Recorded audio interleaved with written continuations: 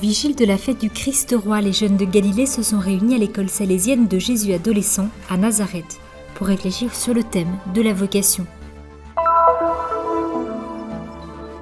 Dans l'humble chapelle du couvent des Sœurs du Rosaire à Jérusalem a été célébrée l'une des premières saintes arabes, réunissant de nombreux chrétiens de Terre Sainte. Jalal Kahleh, artiste palestinien, peint de véritables œuvres d'art sur du verre, un art unique en son genre en Cisjordanie. Les mosaïques du palais de Hicham à Jéricho seront rendues à la lumière pour quelques semaines. Il sera bientôt possible d'admirer une des œuvres les plus importantes du Moyen-Orient. Entre Jérusalem et la mer Morte, le désert de Judée a gardé pendant des siècles des trésors pour l'archéologie et des témoignages précieux de la vie religieuse dans la région.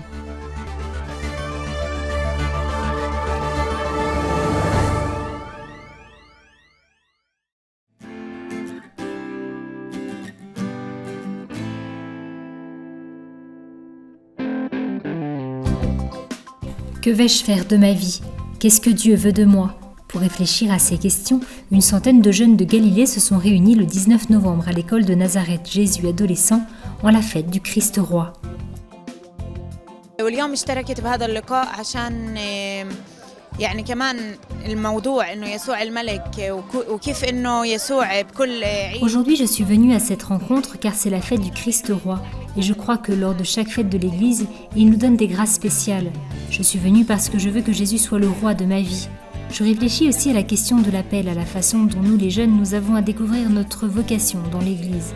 فكمان إنه بحب كل الوقت أشارك بهيك برامج عشان كمان هذا الإشي بخليني أسمع صوت يسوع لحياتي. Cette troisième édition du Festival annuel de la jeunesse, organisé par le Vicariat latin de Nazareth, a été consacrée au thème de la vocation. الشباب والصبايا بحاجة إنه يتعرفوا على يسوع ويحطوا هدف لحياتهم. Les jeunes ont besoin de connaître Jésus et d'avoir un but dans la vie pour leur avenir.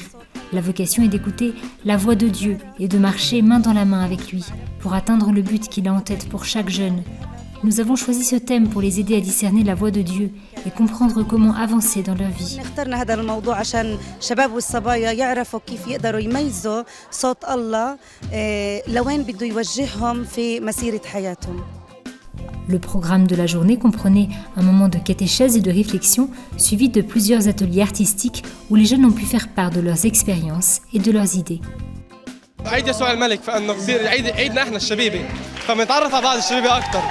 La fête du Christ roi est notre fête à nous les jeunes. Nous sommes venus ici pour nous rencontrer et avoir la grâce d'avoir Jésus au milieu de nous. J'ai essayé de donner plus que de recevoir. J'étais dans le groupe de danse et j'ai tâché d'aider les autres. Dans l'église d'ici, nous avons peu de vocations. La plupart des religieux sont des missionnaires venus de l'étranger. Nous avons besoin de plus de vocations au sein de la société arabe.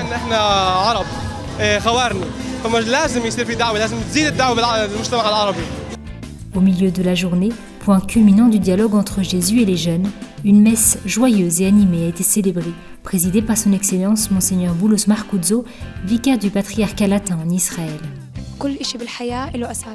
Tout dans la vie a un fondement. Afin que je puisse grandir, afin que je devienne quelqu'un, que je continue à croire, j'ai besoin d'un fondement et pour moi, c'est le Christ. Je pense que je dois suivre ses traces, venir à l'église, écouter ce que dit le prêtre, ses conseils, ses idées sur la jeunesse, ses suggestions sur la façon dont nous devrions nous comporter. J'aime écouter ce type de discours.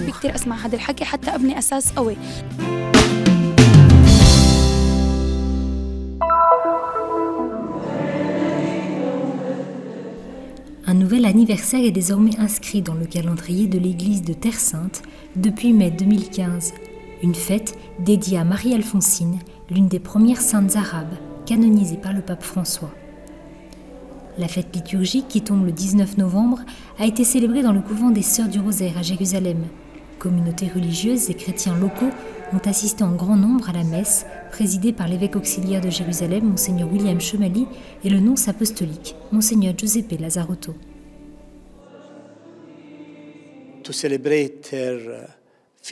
Célébrer cette fête chaque année à Jérusalem est une source de joie et d'espérance. Une joie parce que cette sainte est des nôtres et qu'elle a dépassé nos frontières.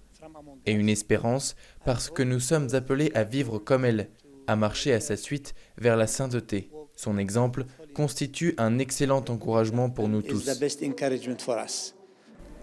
Parmi les fidèles de Jérusalem, cette femme arabe suscite une reconnaissance particulière. En 2003, la famille de Nathalie a vécu le miracle qui a contribué au processus de béatification d'Alfonsine.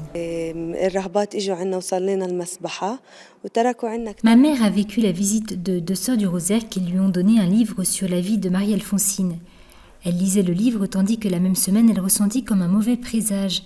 Elle priait donc Mère Marie-Alphonsine, lui demandant de protéger ses enfants. Le soir même, il y avait une fête d'anniversaire dans le jardin du voisin.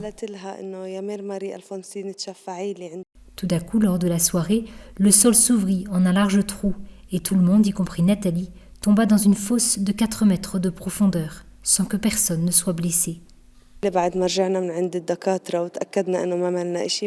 Lorsque nous sommes rentrés à la maison et que le médecin venu nous rendre visite nous a confirmé que tout allait bien, ma mère a dit « Ce matin, je priais Marie-Alphonsine et je pense que ce qui vient de se passer est un miracle. »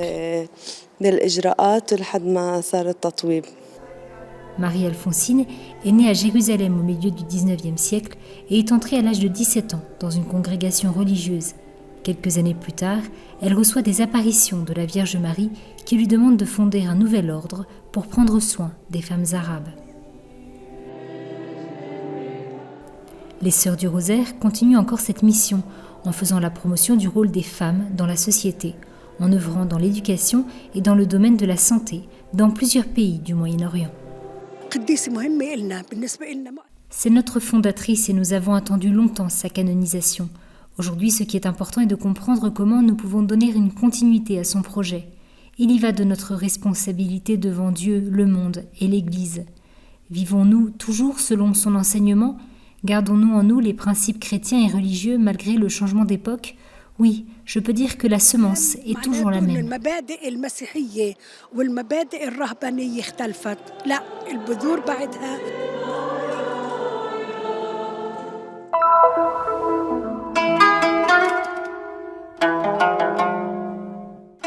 Avec des couleurs et un pinceau, Jalal Karleh, artiste palestinien de talent, dans son petit atelier de Ramallah, transforme de simples morceaux de verre en de véritables œuvres d'art qui viennent ensuite décorer églises et maisons.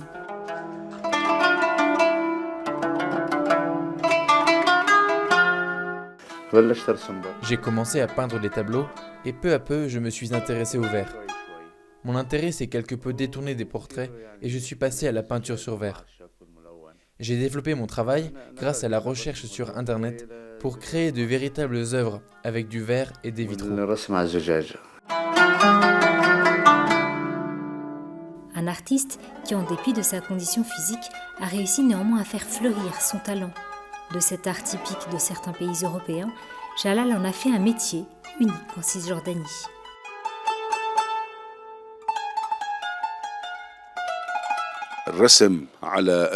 La peinture sur verre est un art très ancien, utilisé dans les églises, mais aussi dans les maisons pour les décorer. C'est un art qui remonte à peu près au Moyen-Âge. L'artiste collabore avec le père Jacques, curé de la paroisse grecque catholique melkite de Taïbé, pour imprimer sur ces simples morceaux de verre des dessins d'art sacré. C'est ainsi qu'à travers son art, il donne vie à des œuvres où la matière, la lumière et la couleur deviennent instruments pour transmettre le message de l'Évangile.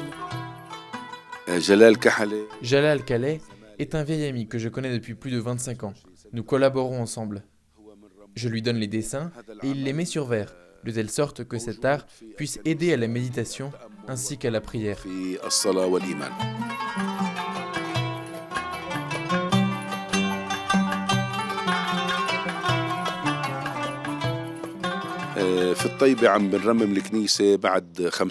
Dans Taïbé, nous sommes en train de restaurer l'église 50 ans après sa construction.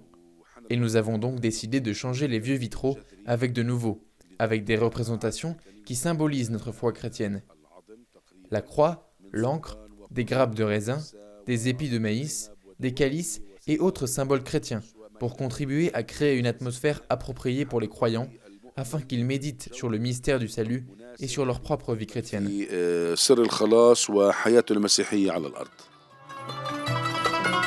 «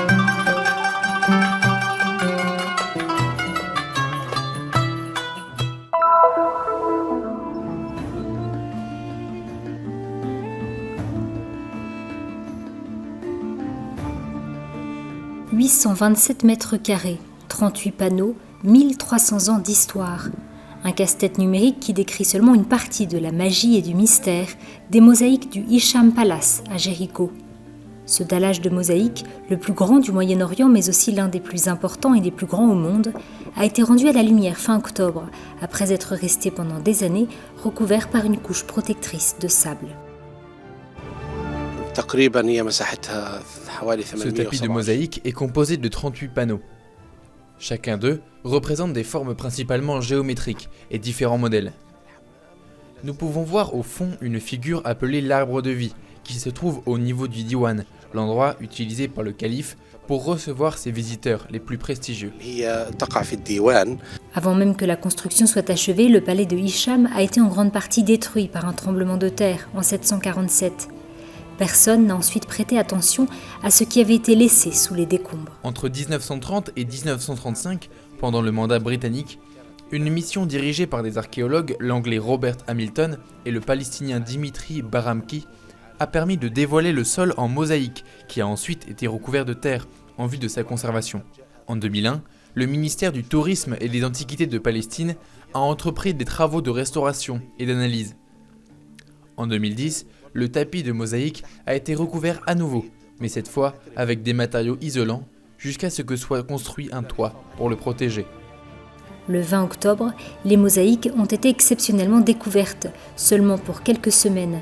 Pour permettre aux passionnés et aux visiteurs du monde entier d'admirer cet unique tapis, il faudra attendre la fin de la construction du toit, prévue pour dans 2 ans.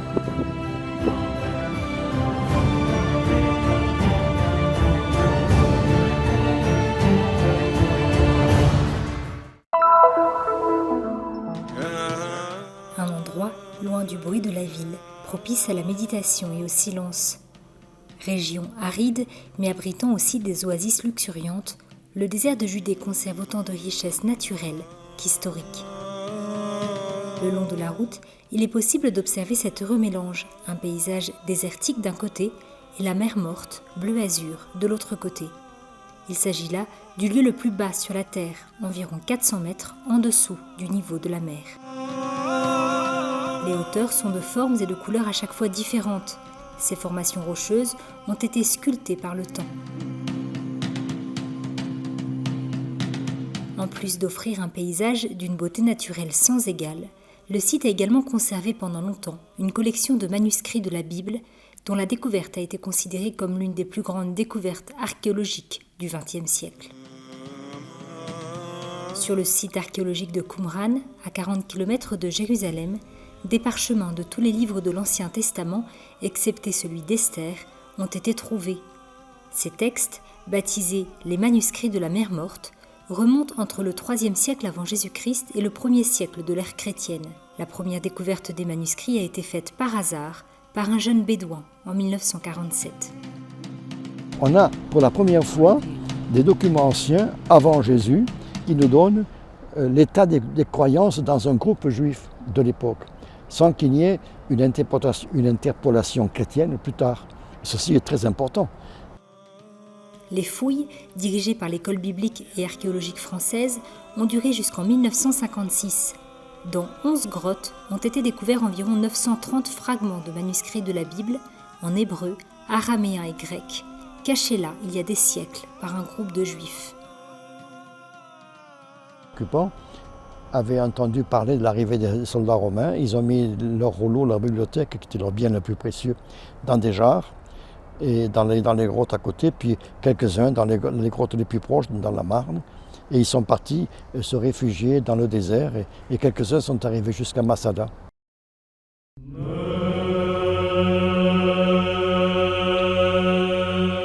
En plus d'avoir préservé ces rouleaux pendant des siècles, le désert de Judée a conservé quelques chapitres de l'histoire de la vie religieuse. De par son caractère isolé, le lieu a continuellement attiré les moines et les ermites qui voulaient se consacrer à une vie de contemplation. Dans ce désert se trouve notamment le monastère de Mar Saba. Construit au IVe siècle, il s'agit de l'un des monastères les plus anciens au monde. Silence and solitude gives you possibility to leave the vanity of the life. Le silence et la solitude nous donnent la possibilité d'abandonner les vanités du monde et de se concentrer sur les choses vraiment importantes. Sufferings of people, death, La souffrance des personnes, la mort, le jugement, le salut. En toute sincérité, je peux vous dire qu'en quittant le monde, en vivant dans le désert, nous nous sentons plus à l'écoute et plus proches de l'homme que ce que nous pourrions vivre si nous étions dans le monde. connected and closer to our people than we were in the world. Le monastère construit par Saint Sabba observe encore d'anciennes traditions. L'une d'elles est l'interdiction d'entrer aux femmes, qui ne peuvent entrer que dans ce que l'on appelle la tour de la femme. Ici vécut Saint Jean Damascène, docteur de l'Église, qui a apporté les bases de la théologie chrétienne.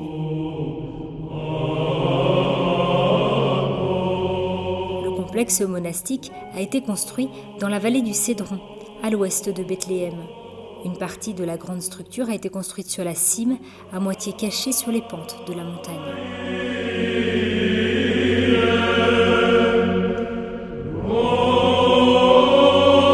Sometimes I hear that kind of opinion that Parfois, j'arrive à penser que les moines fuient le monde et ne vivent que pour eux-mêmes, déconnectés de la réalité.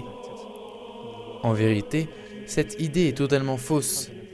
Nous quittons le monde juste physiquement, parvenant à une plus grande communion avec les hommes et avec le monde lui-même que celle à laquelle nous to be parviendrons more si nous étions dans le with monde. people and more with the world than we can be being inside.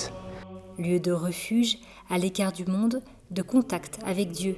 Les collines rocheuses et désertiques de Judée attirent toujours aujourd'hui les regards des touristes et des pèlerins, avec ses paysages magnifiques et ses trésors d'histoire et de spiritualité.